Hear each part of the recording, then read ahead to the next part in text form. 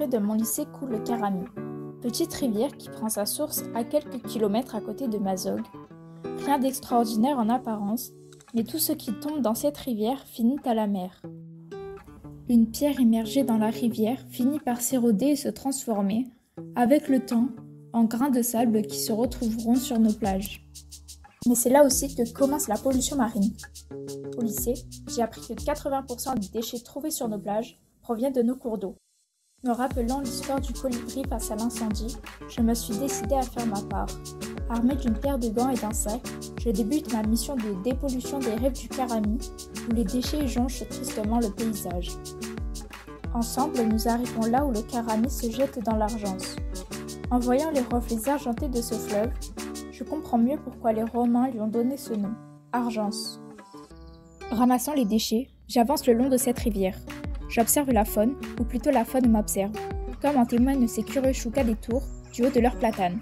Je sais qu'ils ne sont pas les seuls à vivre aux abords de cette rivière. Quand nous avons réalisé des prélèvements de l'eau du Karami en SVT, nous avons aussi observé des larves de libellules, des gamars et autres petits invertébrés. La vie est foisonnante le long de ce cours d'eau.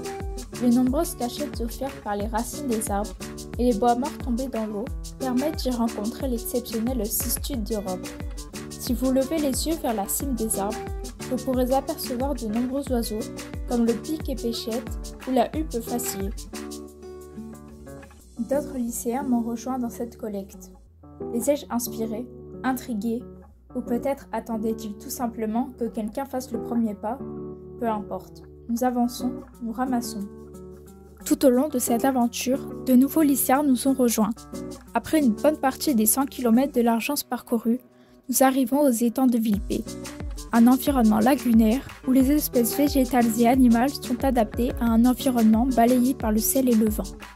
Et pour cause, c'est ici que l'Argence rejoint la Belle Bleue. C'est dans ce site protégé par le Conservatoire du Littoral que se termine cette aventure.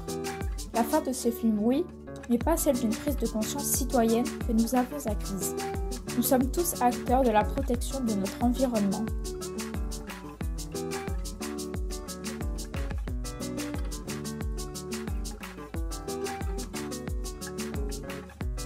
Retenez bien ce message.